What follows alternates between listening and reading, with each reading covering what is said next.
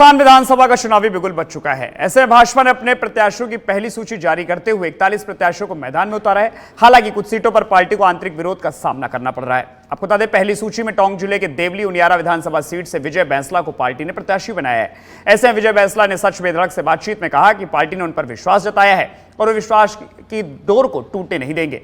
साथ ही उन्होंने कहा कि विधानसभा क्षेत्र में बीसलपुर का पानी पहुंचाने के साथ सड़क, बिजली जैसी समस्या से क्षेत्र की जनता को राहत पहुंचाएंगे। और क्या कुछ कहा, आप भी सुनिए। देखिए, भारतीय जनता पार्टी का हम धन्यवाद देते हैं, खास करके शीर्ष नेतृत्व का और जो स्टेट की जो लीडरशिप है उसका। एक व्यक्ति को उठा करके चुनाव लड़वाना कोई मामूली बात नहीं है। It talks volumes about the belief in individuals, Bharatiya Janata parties belief in courage and the ability to take difficult decisions. That is important. और मैं पूरी भारतीय जनता पार्टी के पूरे नेतृत्व को धन्यवाद देता हूँ कि आपने हमें और हमारे साथ बहुत सारे लोगों को एक मौका दिया आगे बढ़ने का और राजस्थान को आगे बढ़ाने में अपना योगदान देने का। So I am really thankful to the whole party. पिछले 5 साल में जो चीज़ नहीं हुई, जो चीज़ें एक चुनी हुई सरकार को लोगों के लिए करनी चाहिए थी, वो उन्होंने नहीं करी, जिसकी वजह से लोगों में और जनता में इतना रोष है कि वो सरकार को उठार बाहर फेंकना चाह रहे हैं। वो ज़्यादा इंपॉर्टेंट चीज़ है देखने के लिए। So let us focus on that and let us focus towards making a change in Rajasthan. और भारतीय जनता पार्टी तो 2/3 बहुमत से जीतेगी। तो आपको भी पहले अग्रिम शुभकामनाएं मैं आपको दे रहा हूँ और पूरी भारतीय जनता पार्टी के हर एक कार्यकर्ता को दे रहा हूँ कि हम मिल करके 2/3 बहुमत से भारतीय जनता पार्टी की एक सुदृढ़ सरकार बनाएंगे।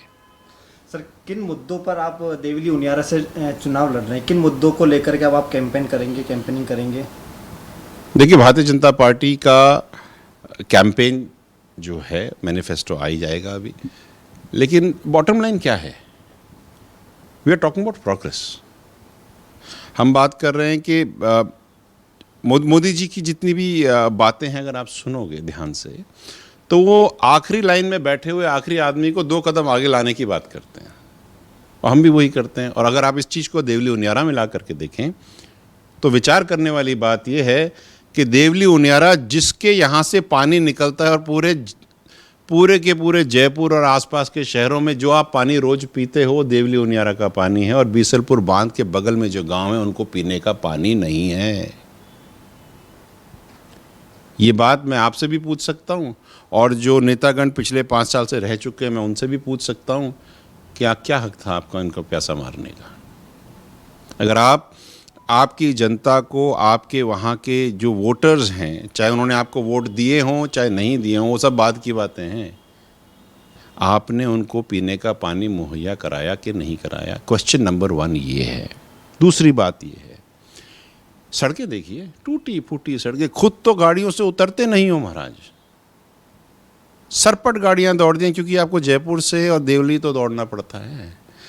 रोड से उतर करके जब आप साइड में कच्ची खड्डों वाली रोडों पे चलते हो, जिसमें आम गुजर चलता है, आम बैरवा चलता है, आम मैना चलता है, हर एक जाति का व्यक्ति जब उसमें आम चलता है, उस खड्डे में तुमने अपनी बड़ी गाड़ी उतारी क्या कभी?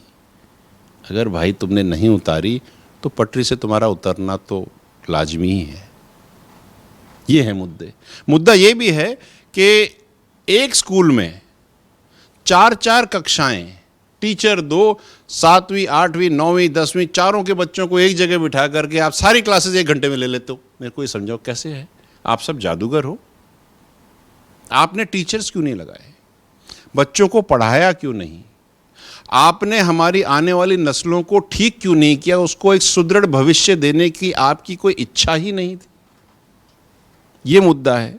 मुद्दा ये भी है कि जो बच्चियां गर्ल्स स्कूल में जब दाखिला लेती हैं सरकारी में, अगर 100 बच्चियां स्कूल में दाखिला लेती हैं तो जब तक 12वीं या 10वीं तक पास आउट होती है तो उसमें 100 में से केवल 15 या 20 ही निकलती हैं, वो 80 तो गायब हो जाती हैं। उस पे किसी ने गिनती करी क्या? देवली उनियारा में बहुत ज़्यादा ये इंपॉर्टेंट है। सबसे इंपॉर्टेंट मुद्दा ये है जो हम लोग इतने सालों से करते आ रहे हैं और जो माननीय मोदी जी का भी यही विचार है, यही विश्वास है, पिछड़ों को आगे बढ़ाना। तो अच्छी शिक्षा, अच्छा स्वास्थ्य, पढ़ी लिखी माँ और कर्जमुक्त समाज, कर्जमुक्त समाज, कर्जमुक्त परिवार, ये मुद्दे हैं। इस मुद्दे पे काम होगा साहब, और काम होगा।